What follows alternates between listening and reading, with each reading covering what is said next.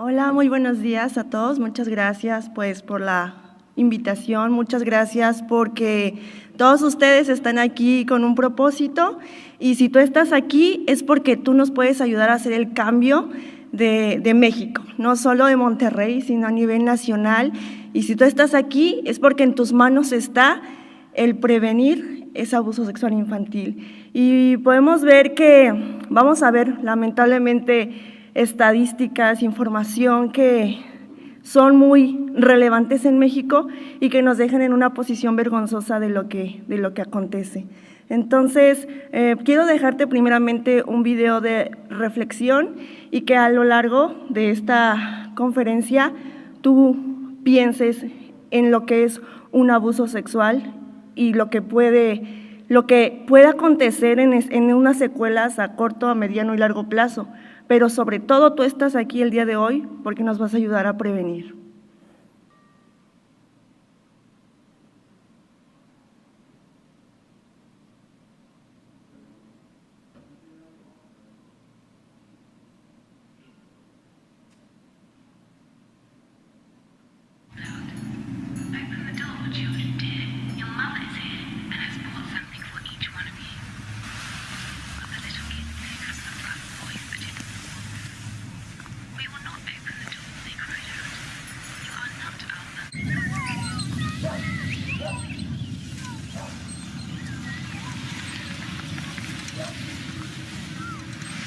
Le récit de l'action, voici le fait de la réaction.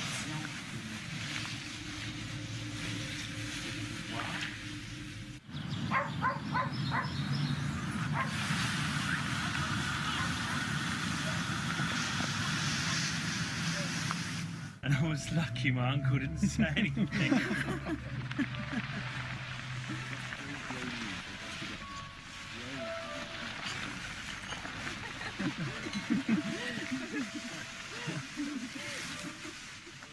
Expound killings in those areas will get some snow. Everyone else in the world.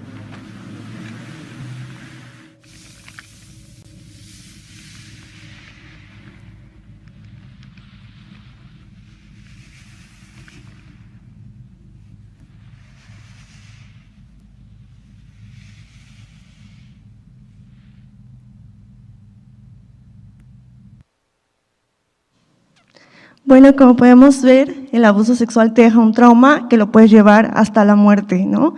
Y podemos ver muchos hombres, mujeres, adultos que han sido víctimas y fueron víctimas y cómo si esto tú no lo hablas, pues tú lo puedes llevar hasta la muerte. Y hemos visto que una persona tarda más de 10 a 20 años, hasta 30, en revelar lo que le sucedió. Y bueno, quiero dejarte la conferencia que nos compete el día de hoy es hablar sobre criminalidad sexual. ¿Qué es criminalidad sexual? Bueno, son todos los conjuntos de delitos que se producen en un tiempo y lugar determinados y que comprenden los actos verbales o físicos de contenido sexual que se cometen contra una persona de cualquier edad. Pero también lo vamos a ver que se comete sin su consentimiento. En el caso de las menores de edad, con engaño y afectación a su desarrollo psicosexual. Por lo tanto, la criminalidad sexual, como su nombre lo dice, va a estudiar todo el conjunto de delitos que se están ocasionando en una ciudad, en un estado determinado, en una colonia, y esto a nosotros nos ayuda a medir pues las incidencias delictivas. ¿Cómo obtenemos estos resultados? Mediante denuncias, pero hay algo muy triste en México, la denuncia es muy poca. Vamos a ver cuántos casos se denuncian verdaderamente en México y la cifra negra es alta. ¿Qué es la cifra negra? Aquellos casos de violencia sexual, de abuso sexual que no se denuncian. Nos dice, como que hemos escuchado, México es el vergonzoso primer lugar de los 38 países que conforman la Organización para la Cooperación y Desarrollo Económico. México pertenece a la OCDE y en estos 38 países México ocupa el primer lugar. En México, el 77% de las víctimas son niñas. Se dice que el rango donde más se propician los abusos sexuales en menores es a la edad de 5 años, 5 años y medio. Tú debes de empezar a intervenir a partir de los 2, 3 años, porque muy probable cuando tenga 4 o 5 años, esta persona, este menor de edad, puede ser una alta víctima del abuso sexual. En cuestión a los agresores, vamos a ver también que siempre, la mayoría de los casos, el 60% de los casos son dentro del núcleo familiar, como siendo el padre el 15%, los hermanos el 19%, tío 16%, padrastro 18%. Y también vamos a ver que el famoso amigo de la familia, el cuidador, el profesor, pues es parte de esta estadística. Lo que hablábamos de la cifra negra. De 1000 denuncias de violencia sexual, solo una llega a condenación a juicio, y de esas solamente 100 se van a denunciar. Y se calcula que 1 de cada 4 niños y 1 de cada 6 niños va a sufrir una violación, escucha bien, violación antes de cumplir la mayoría de edad. El 60% de los casos de abuso sexual se da dentro del hogar, y esto nos lleva a otro vergonzoso primer lugar, siendo México el primer lugar en embarazos de adolescentes. Y esto tiene mucho que ver con el abuso sexual. Nos dice que los estados donde se reportan más incidencias de embarazos en adolescentes es Guerrero, Chiapas, Oaxaca y Puebla.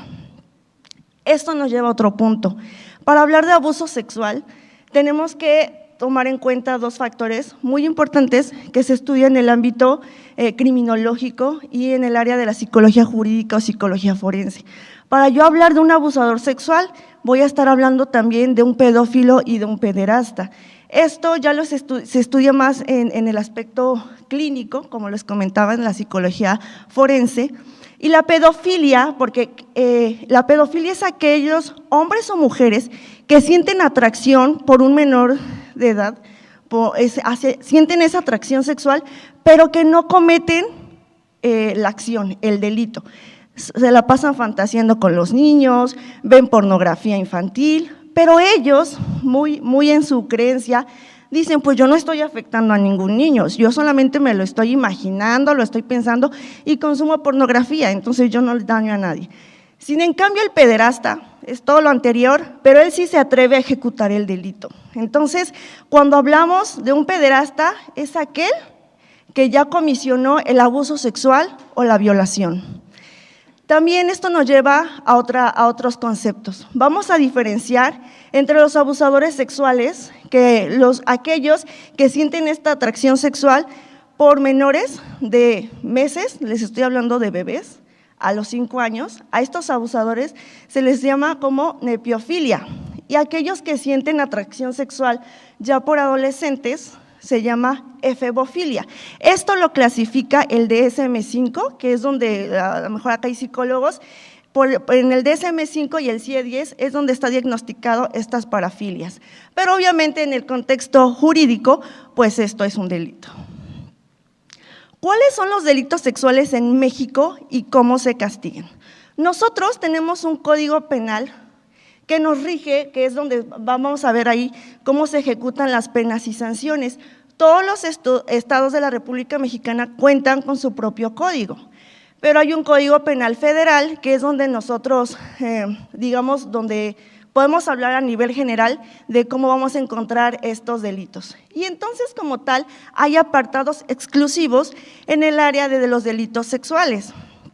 Y nos vamos a ver al primer artículo. Si ustedes lo buscan, en el artículo 260 del Código Penal Federal habla sobre abuso sexual.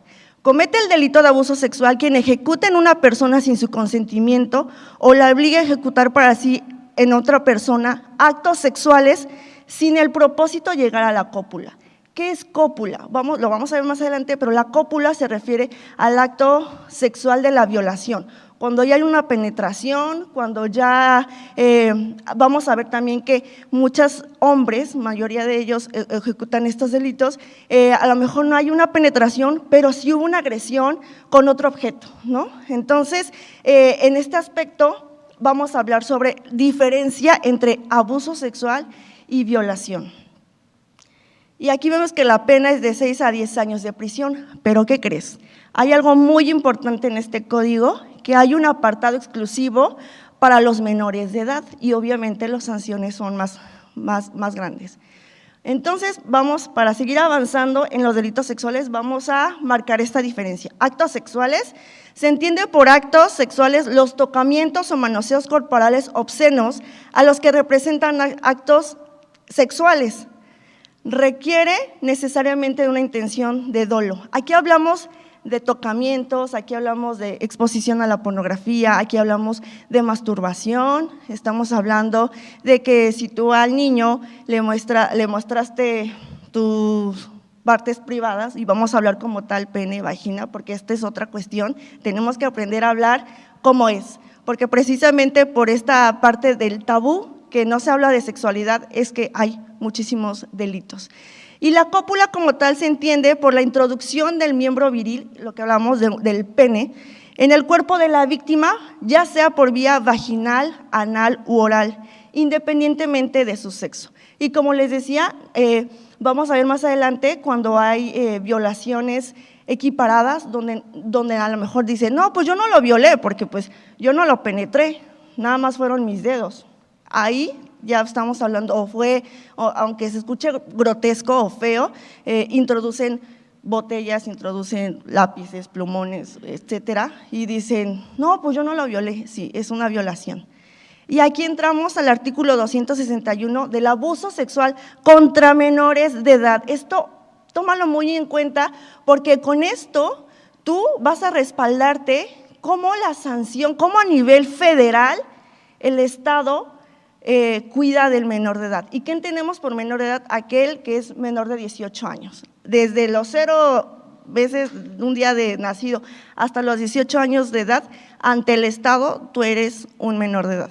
Y aquí nos habla que para quien cometa el abuso sexual a menor de 15 años de edad y no tenga la capacidad, porque para ellos es esto, ¿no? Es un menor de edad que te estás aprovechando de su inmadurez, tanto física como biológica, y mira, lo estás orillando a cometer pues estas acciones, ¿no? Y aquí vamos a ver que las penas hasta se duplican.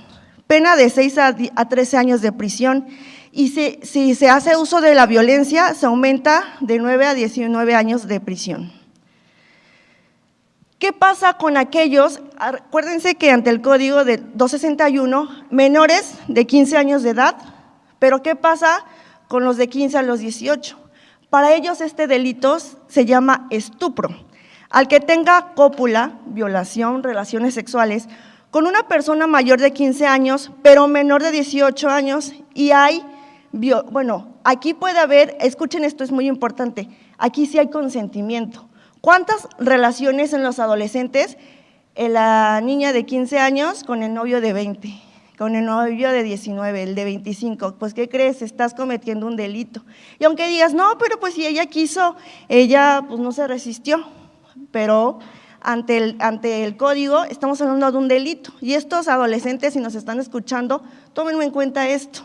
Y aquí no importa que haya sido pues consensuado, pero ¿qué estamos hablando? Que como ellos no tienen esta capacidad ni biológica ni mental, pues es como fácil de manipular a la persona. A diferencia del abuso sexual, la violación, la pornografía, esto es algo también bien importante. Todos los delitos sexuales cometidos contra menores de edad se persiguen por oficio. ¿Qué quiere decir esto? Que aunque la víctima no vaya a denunciar, por el simple hecho de ser menor de edad, el Estado tiene la obligación de salvaguardar a la víctima. Entonces, ¿qué pasa con esto? El mismo Estado, Ministerio Público, se entera que están por una llamada, una denuncia anónima, o porque alguien se dio cuenta y lo puede denunciar, automáticamente el Estado tiene la obligación de salvaguardar la integridad del menor. Y en el estupro, que es este delito que estamos hablando, dice que solo se puede, girar una denuncia si la familia puede hacer la denuncia o la propia víctima. Aquí hablamos de la violación, que es, acuérdense que, como lo decía, es donde ya hay una cópula, donde ya hay una relación sexual, por medio de la violencia física o moral. A diferencia del abuso sexual, que pues al niño se le manipula, se le gana la confianza, aquí como tal ya se ejerció una violencia. Y se le impondrá prisión de 8 a 20 años. Se considera también como violación aquel que introduzca por vía vaginal, anal, cualquier elemento o instrumento distinto al miembro viril, distinto al pene. Entonces, aquí estamos hablando también de que una violación no necesariamente es con pene, vagina, es como está. Aquí el código nos dice que también se puede ejercer una violación, aunque no lo hagas de esta manera, digamos, natural, ¿no? Como de cuerpo con otro cuerpo, sino que un instrumento ajeno también ya se considera la violación. Violación contra menores de edad, muy importante también. De verdad que el código está diseñado para defender a los inocentes, a los niños, pero como no sabemos, y dices, híjole, ¿y cómo denuncio? Me da miedo, me da vergüenza. Pues ahorita estás aquí para capacitarte y que tú tengas los elementos y decir, en el código dice esto. Y también hay más leyes que procuran y vigilan y que también sancionan todos estos delitos cometidos contra los menores de edad. Y aquí vamos a ver que la prisión y la sanción es mucho más grande, de 8 a 30 años de prisión. Y esto es muy importante, porque no solamente es la prisión, sino que también la víctima se tiene que dar la reparación del daño. ¿Cómo se hace esto? Pues si tiene que ir a terapia psicológica, si tiene que ir al médico, todo se le tiene que dar a la víctima para que pueda pues ser sanado de estas lesiones, no solo físicas, sino también mentales. Aquí la violación es el delito gravoso, más gravoso en cuestión a los delitos. Y todavía hay agravantes de la violación. ¿Qué quiere decir agravantes? Que todavía va a ser más grande la condena contra el victimario. Si quien violó a la persona fue de intervención directa o inmediata de 2 o más personas, a esto se le llama como violación tumultuaria. Cuando intervienen más de 2 personas es un agravante. Cuando el delito es cometido por alguien directo de la familia, el papá, la mamá, el hermano, esto es un agravante. Cuando el que haya violado a la persona, al menor, tenga un cargo público o ejerza su profesión. Si es un servidor público, si es el maestro de la escuela, si es el sacerdote, si es el maestro de natación, si es la maestra de baile, aún va a ser más agravante. ¿Por qué? Porque era una persona cercana a la víctima, al menor de edad. La persona, si quien abusa del menor, tiene bajo su resguardo, bajo su custodia. Es muy común que cuando se divorcian los papás, se queda con el papá, la mamá, y si él es el agresor, va a ser mucho más grande la pena, la sanción. Y si la violación se cometió bajo, que antes de esta violación se le haya dado a la víctima una droga, alcohol, entonces que también no se haya encontrado en sus 5 sentidos, esto también es un agravante.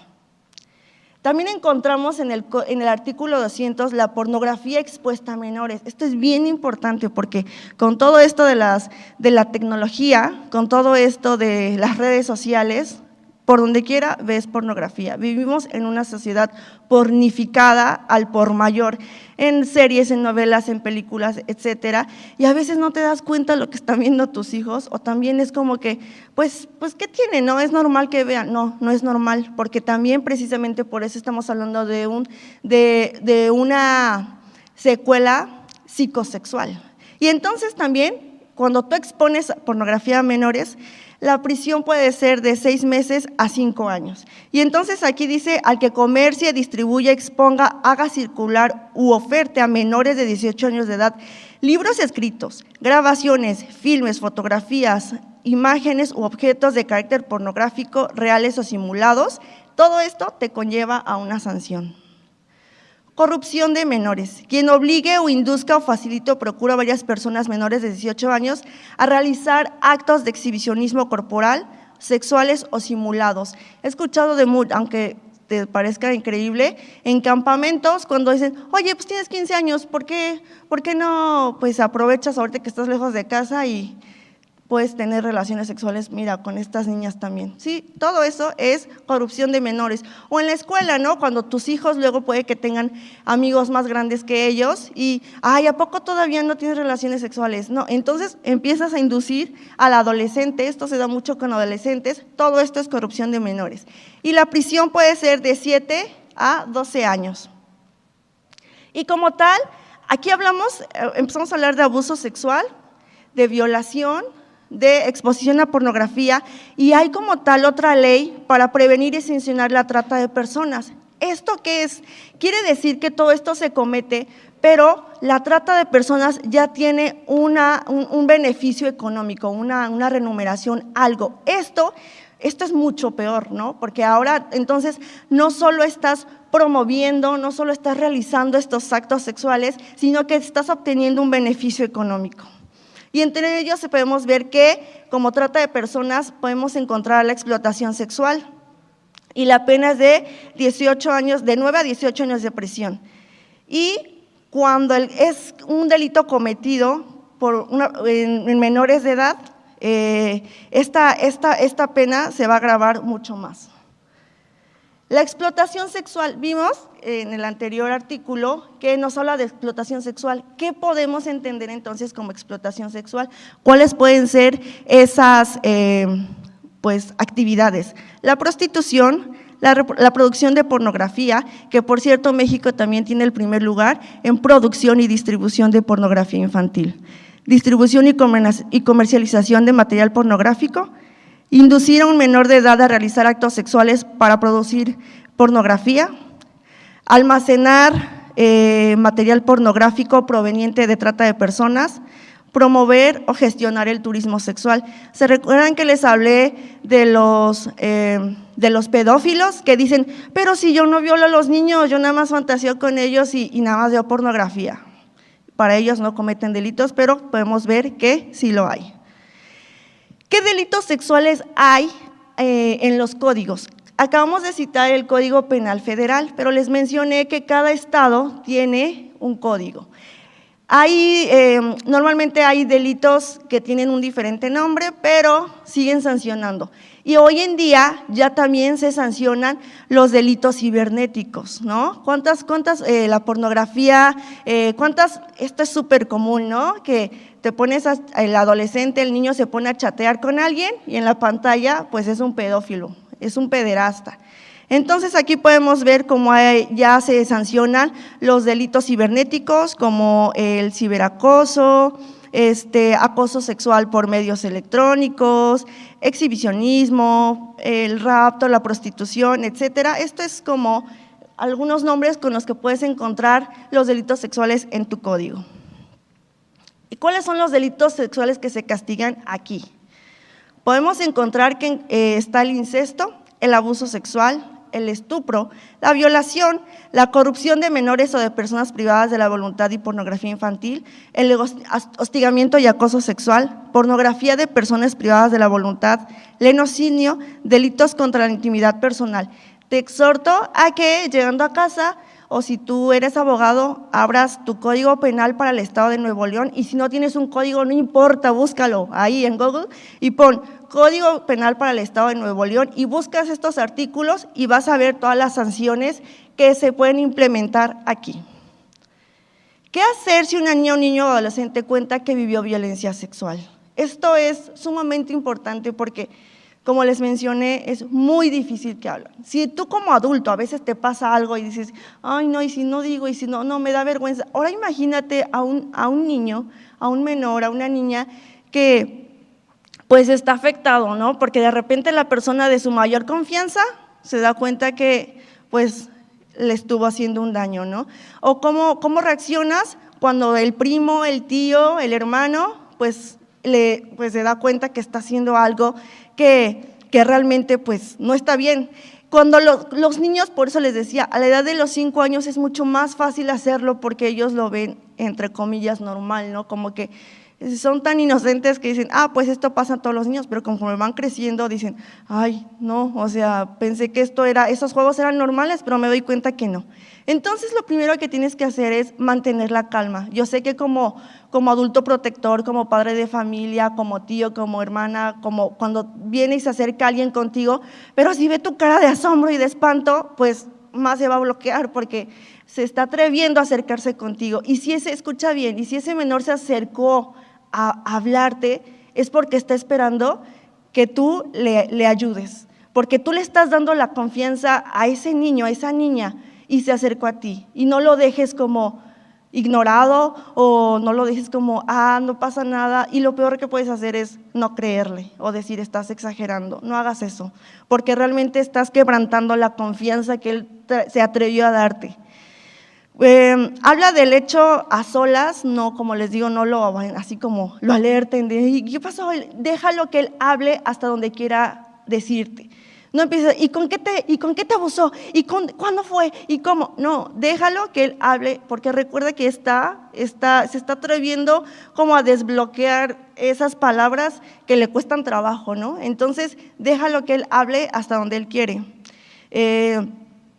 Otra cosa, nunca lo culpes. Ay, tú tuviste la culpa, y es que si tú no hubieras, te dije que si no hubiera sido esa fiesta, no te hubiera pasado nada, te dije que si, no, entonces no lo culpes, porque independientemente de todo, recuerden, el menor, la víctima no es culpable, porque ya nos dimos cuenta que ellos no tienen esa capacidad o para decirte, también te estoy mintiendo, porque muchas veces también eso pasa, ¿verdad? Solamente está mintiendo, no, eso no pasa. Y eso lo vemos mucho en las parejas donde existen divorcios y donde la esposa, el esposo tiene otra pareja, ¿no? Entonces es como que, no, está mintiendo. No, o sea, realmente tú te vas a dar cuenta cuando un niño te está mintiendo o no.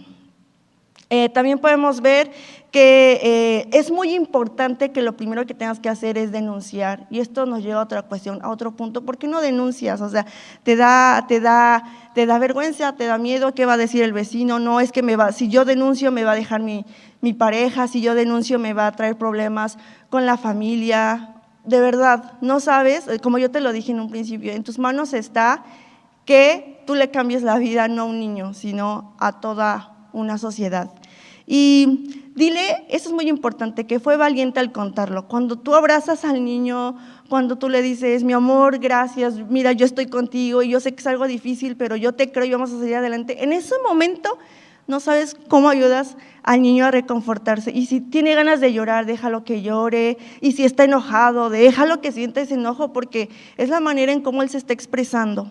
Y entonces, cuando tú vas a presentar la denuncia urgentemente con las autoridades, ahorita les vamos a dar más adelante una información donde ustedes aquí en Monterrey pueden dirigirse a estas instancias, porque también todo estado de la República Mexicana tiene como tal las agencias del Ministerio Público que atienden los delitos sexuales y también atienden a las víctimas, etcétera. Entonces, si no tienes ni idea de qué hacer, cómo denuncio, qué hago, es que a dónde voy, es que qué digo, pues lo vamos a ver en este momento. Y busca una institución especializada con experiencia, ¿no? Porque también, lamentablemente, sí lo tengo que decir, muchos servidores públicos en estas fiscalías, en estos ministerios públicos no tienen el tacto, ¿no? Y es como que, o sea, yo lo he visto, tal vez muchos de ustedes también lo han vivido y también por eso, ¿y para qué denuncio? Si no me hacen caso, ¿y para qué denuncio?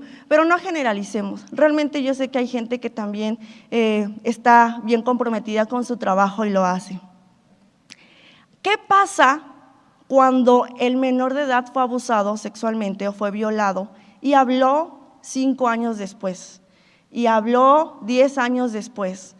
¿Cómo lo voy a llevar a un médico a que le hagan un dictamen si ya las lesiones tal vez físicas ya no las tiene? Pero aquí nos vamos a guiar en algo muy importante. Todo abuso sexual, toda violación deja una huella psicológica. ¿Qué es esa huella psicológica? Todos los traumas, todas las secuelas que está pasando el menor. Y aquí es un trabajo bien importante, si aquí hay psicólogos o trabajadores sociales, bien importante que también te especialices en psicología jurídica o psicología forense, porque prácticamente de ustedes depende que en su peritaje, que en su dictamen, que en su estudio, tú le compruebes al juez que esta persona, que este menor sufrió ese abuso sexual, esta violación. Y claro que es obvio que el menor lo va a manifestar, pero lo que tenemos que hacer nosotros, nuestro trabajo es esto, ¿no? Voy a hacer las pruebas periciales correspondientes, estas pruebas proyectivas, etcétera, estos test psicológicos, si también dices, ¿y cuáles puedo hacer? Como les decía, es importante que se especialicen en esta área, porque también pues no es lo mismo diagnosticar a un niño de 3 años, de 4 años, a un adolescente de 16. Se van a aplicar estudios pues diferentes, ¿no? Entonces, también, eso les decía, eso es lo que pasa cuando pues el menor habló muchos años después, ¿no? Y tal vez tú eres un adulto, ¿no? Y tal vez dices tú, pues eso me pasó de niño, ¿y ahora qué hago? Denuncia. ¿Sabes por qué puedes denunciar? Aunque por ahora no hay prescripción de delito. ¿Qué quiere decir eso? Que no importa los años que haya pasado, tú puedes denunciar y pues se gira, ¿no?, la orden de aprehensión. Pues ya para los casos de los adultos no aplicaría, pero créeme que es algo bien importante porque tú estás ayudándonos a dejar un registro de los abusadores, ¿no? Y te voy a decir algo bien importante, en el artículo 19 constitucional, la Constitución es como la ley máxima en nuestro país.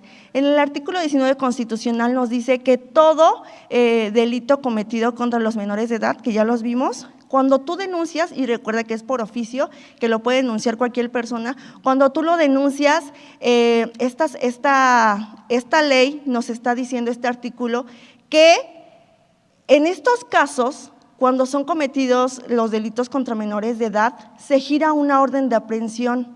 ¿Qué quiere decir esto? Que cuando yo voy y denuncio, se detiene al agresor y en lo que está detenido, nosotros vamos a hacer las pruebas diligentes para ver si se va a ir todos los años que tenga que irse a la cárcel o va a salir. Y esto es bien importante, ¿por qué? Porque en estos delitos podemos dar cuenta que se detiene y está detenido el presunto responsable o la presunta responsable, y en ese lapso se hace las indagaciones correspondientes, ¿no? Entonces, si un niño habla y dice, me abusó, me violó tal persona, yo denuncio, giran la orden de aprehensión, detienen al abusador o a la abusadora, y en lo que está detenido, pero ya está detenido en la prisión preventiva, se van a hacer los estudios pertinentes. Y eso es bien importante porque lo primero que tienes que hacer también es sacar a la víctima pues, de ese círculo donde está siendo abusado, ¿no? Entonces, qué mejor que la abusadora o la abusadora pues esté en esa prisión preventiva en lo que se hace el desahogo de las pruebas. ¿Y qué pasos debo de seguir cuando me acaba de decir que no hace mucho él fue abusado, fue abusada? Las lesiones físicas es algo que se tiene que estudiar, o sea, se tiene que recabar, mejor dicho, toda esta información pertinente. Si acá hay doctores, esto es muy importante porque también de ustedes depende, ustedes son como nuestro primer paso, ¿no? El niño acaba de ser abusado, mamá o papá lo que tienen que hacer es llevarlo de urgencias a un hospital. Cualquier institución pública de salud están obligados a atender al menor y están obligados a ustedes denunciar. Entonces, el menor llega al hospital, obviamente se le atiende y el personal médico tiene, escucha bien, la obligación de denunciar. En ese momento se le habla al Ministerio Público, aquí tengo pues a un niño que acaba de ser abusado, un niño que está lesionado, y entonces Ministerio Público va al hospital y ahí recaba la declaración del niño, del menor, de los papás, y entonces el niño no debe de salir del hospital sin antes no que el Ministerio Público fue a recabar. Y entonces ustedes como personal de la salud están obligados, escuchen bien, obligados a ustedes, a lo mejor no vas a decir yo directamente voy a denunciar, pero recuerden que los delitos cometidos contra menores de edad son de oficio y entonces el que toma la denuncia es directamente el Ministerio Público. No tengas miedo, no te va a pasar nada, no te van a amenazar, no, porque recuerda que el mismo Estado te respalda, porque a veces es eso, no quiero denunciar porque ¿qué me va a pasar? No te va a pasar nada, pero nos ayudas mucho con, obviamente, pues reportarlo. No bañes a la víctima ni limpies sus heridas. Esto es muy importante, ¿no? Porque cuando tú llegas inmediatamente al sector salud, pues lo que se le va a hacer es un examen ginecológico, una revisión, y entonces ahí, mediante esos fluidos, el semen, la saliva, etcétera, se pueden, pues son pruebas para nosotros, son indicios donde podemos ver el presunto, pues sí, el presunto culpable, ¿no? Entonces, de repente llega el niño recién violado y resulta que si hay semen en su ropa o en su cuerpo, pues es un elemento súper importante que ellos van a tomar y el Ministerio Público va a decir, pues no hay duda, ¿no? Entonces, se detiene a la persona, pero ya, pues, ahí ya no es prisión preventiva, ahí obviamente ya es para cárcel. Busca apoyo emocional, ahí es donde también intervienen pues ustedes, psicólogos, padres de familia, hermanos, adulto protector, porque recuerda que acaba de pasar este suceso y pues lo que he escuchado muchas veces de niños, dice, ¿para qué hablé si me acabaron regañando más? Imagínate. No recojas los objetos con los que le hicieron o pudieron hacer daño. Esto se da mucho como en la violación equiparada, ¿no? Como que voy y limpio, no, así como te dijo el niño, así deja todo, porque el Ministerio Público va a ver al menor al hospital o a lo mejor dices, no lo llevo al hospital, lo llevo directamente al Ministerio Público o a la Agencia Especializada en Delitos Sexuales, ahí también le van a hacer una revisión médica, ahí también le van a hacer los estudios pertinentes, pero el Ministerio Público también va a ir a la casa o al lugar donde sucedieron los hechos. Entonces, cualquier indicio que encontremos, obviamente eso nos va a dar la pauta para reconfirmar y confirmar en la carpeta de investigación pues que hubo esa agresión sexual. Acude inmediatamente al Ministerio Público o autoridad competente para realizar la denuncia. En los casos de violencia sexual se debe garantizar el acceso a los servicios de anticoncepción de emergencia. ¿Qué quiere decir esto? Que cuando una niña fue violada, ahí estamos hablando de violación, se les da estos anticonceptivos de emergencia para evitar un embarazo. Esto es bien importante, también se les da el medicamento para prevenir enfermedades de transmisión sexual. Entonces es bien importante que la lleves porque esto le va a ayudar pues a prevenir un embarazo o una enfermedad, ¿verdad? Porque pues no sabemos qué es lo que tenía el agresor o qué es lo que, pues sí, o sea, el punto es prevenir y salvaguardar la salud física y emocional. ¿Cómo presentar una denuncia en caso de violencia sexual?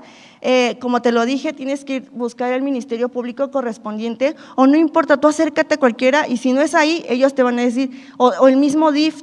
Aquí, acuérdense que el DIF es la institución que se encarga de salvaguardar al menor, o como les dije, si vas al hospital, el Ministerio Público está obligado a ir, pero tú tienes que dar, esto es bien importante, a veces el niño obviamente está bloqueado y a veces es como, ¿y ahora qué digo? ¿Y ahora dónde? Entonces, él va a hablar lo que él quiera, ¿no? Pero entonces como papá, como mamá, fíjate bien en lo que vas a decir, porque lo que tú digas en ese momento, en esa carpeta de investigación, en esa denuncia, de ahí es donde van a partir. Entonces, si dices, ay, es que se me olvidó y esto, entonces mantén la calma, respira hondo y cuenta detalladamente lo que pasó. Vas a necesitar copia del acta de nacimiento o en este caso la IFE, la INE del papá o mamá. Si no llevas estos documentos, porque pues obviamente, ¿qué vas a saber? Entonces, pero ellos están obligados a tomarte esta declaración. Obviamente la carpeta de investigación va a llevar todos tus datos, los datos de la persona que está denunciando. Vas a decir, ajá, ¿y qué pasa si el niño habló? Si los que eran los abusadores fueron los papás y pues él se atrevió a hablar y le contó al vecino.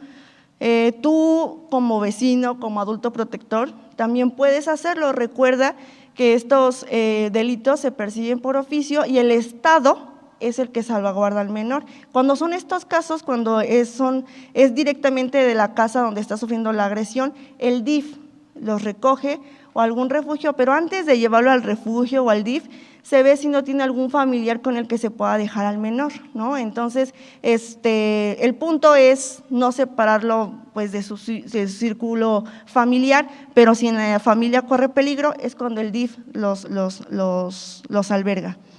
Antes de firmar, por favor, corrobora que todo lo que tú manifestaste se haya escrito, que no hayan omitido nada, porque una vez que tú firmaste, pues es ahí donde les dije que van a partir para la carpeta de investigación y tú tienes derecho a pedir una copia de todo lo que declaraste.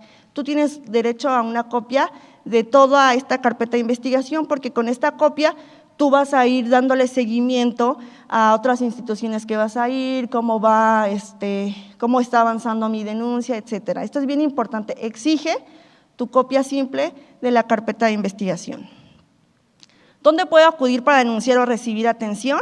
La Fiscalía del Estado, en este caso pues de Nuevo León, también busca las fiscalías en atención a víctimas, la Procuraduría de Protección de Niñas, Niños y Adolescentes, puedes ir también al DIF estatal, a la Comisión Estatal de Atención a Víctimas, al Centro Integral de Atención a Víctimas, a la Secretaría de Salud, Centro de Atención Familiar, etcétera. Vamos a dejarles un directorio donde ustedes pueden ir, también muchos a lo mejor no viven en la ciudad, viven en sus alrededores, pero todas cuentan con un lugar donde tú puedes ir a hacer tus denuncias.